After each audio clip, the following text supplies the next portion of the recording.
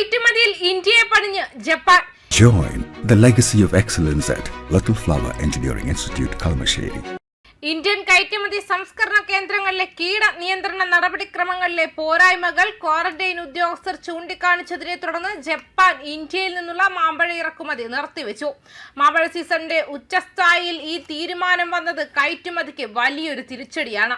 കർശനമായ സസ്യസംരക്ഷണ നിയമങ്ങൾ പ്രകാരം ജപ്പാനിലേക്ക് കയറ്റുമതി ചെയ്യുന്ന അൽഫോൺസോ, കേസർ, ലാംഗ്രേ, ബങ്കനപ്പള്ളി എന്നിവയുൾപ്പെടെയുള്ള പ്രീമിയം ഇന്ത്യൻ ഇനങ്ങളെയാണ് ഈ നടപടി ബാധിക്കുക.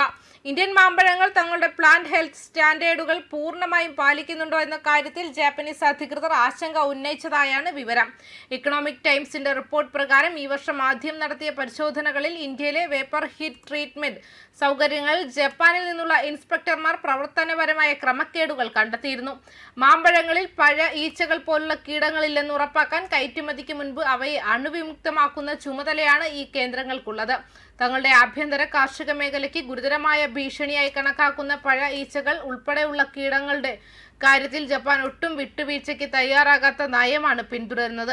പരിശോധനയെ തുടർന്ന് 2026 മാർച്ച് 25 ശേഷം നൽകിയ ഇൻസ്പെക്ഷൻ സർട്ടിഫിക്കറ്റുകളുള്ള ഇന്ത്യൻ മാമ്പഴ ഷിപ്മെന്റുകൾ ഇനി സ്വീകരിക്കില്ലെന്ന് യോക്കോഹാമ പ്ലാന്റ് പ്രൊട്ടക്ഷൻ അസോസിയേഷൻ ഇറക്കുമതിക്കാരെ അറിയിച്ചതായി റിപ്പോർട്ടിൽ പറയുന്നു. ഏകദേശം 20 വർഷത്തിനിടെ ഇന്ത്യൻ മാമ്പഴ ഇറക്കുമതിക്ക് ജപ്പാന്റെ ആദ്യത്തെ പ്രധാന നിയന്ത്രണമായി ഈ തീരുമാനം മാറി. പഴയ ഈച്ചകളുടെ ആക്രമണത്തിനെതിരെ ടോക്കിയോ മുൻപ് സമാനമായ നിരോധനം ഏർപ്പെടുത്തിയിരുന്നു. ഇന്ത്യ അതിന്റെ സംസ്കരണ സർട്ടിഫിക്കേഷൻ സംവിധാനങ്ങൾ നവീകരിച്ചതിന് ശേഷം 2006 മാത്രമാണ് ഇത് പിൻവലിച്ചത്. ലോകത്തിലെ ഏറ്റവും വലിയ മാമ്പഴ ഉൽപാദന രാജ്യമാണ് ഇന്ത്യ. വാർഷിക ഉൽപാദനം ഏകദേശം 28 ദശലക്ഷം മെട്രിക് ടൺ ആണ്. ഇതിൽ വലിയൊരു പങ്ക് ആഭ്യന്തരമായാണ് ഉപഭോഗം ചെയ്യുന്നത്. ഇന്ത്യയിലെ ഏറ്റവും വലിയ വിദേശ മാമ്പഴ വിപണികളിൽ ജപ്പാൻ ഉൾപ്പെടുന്നില്ലെങ്കിലും ഇന്ത്യൻ കാർഷിക കയറ്റുമതിക്ക് ഈ സസ്പെൻഷൻ ഒരു തിരിച്ചടിയായി കണക്കാക്കപ്പെടുന്നു. മറ്റ് അന്താരാഷ്ട്ര വിപണികളിലും ഇന്ത്യയുടെ ഗുണനിലവാര നിയന്ത്രണ സംവിധാനങ്ങളെയും കയറ്റുമതി പാലിക്കാൻ മാനദണ്ഡങ്ങളെയും കുറിച്ച് ഈ നീക്കം വിശാലമായ പരിശോധനയ്ക്ക് കാരണമാകുമെന്ന് കയറ്റുമതിക്കാർ ഭയപ്പെടുന്നുവെന്നും ഒന്നിലധികം റിപ്പോർട്ടുകൾ സൂചിപ്പിക്കുന്നു. ഈ നിരോധനത്തിന്റെ സമയം മാമ്പഴ കർഷകരുടെ, പ്രത്യേകിച്ച് മഹാരാഷ്ട്രയിലെ അൽഫോൺസോ മേഖലയിലെ കർഷകരുടെ ആശങ്കകൾ ഇരട്ടിയാക്കിയിട്ടുണ്ട്. എൽനിനോ പ്രതിഭാസവുമായി ബന്ധപ്പെട്ട കടുത്ത ചൂടും കാലാവസ്ഥാ വ്യതിയാനവും കാരണം കർഷകർ ഇതിനകം തന്നെ കനത്ത വിളനഷ്ടം നേരിടുന്നുണ്ട്. ചില മേഖലകളിൽ ഈ സീസണിൽ 85 മുതൽ 90% വരെ നഷ്ടം സംഭവിച്ചതായാണ് സർക്കാർ പിന്തുണയോടെയുള്ള വിലയിരുത്തലുകൾ സൂചിപ്പിക്കുന്നത്. ഈ പ്രശ്നം പരിഹരിക്കുന്നതിന് ഇന്ത്യൻ അധികൃതരും കയറ്റുമതിക്കാരും ജാപ്പനീസ് നിയന്ത്രണ ഏജൻസികളുമായി ഇടപെടുമെന്നും പ്രതീക്ഷിക്കുന്നു.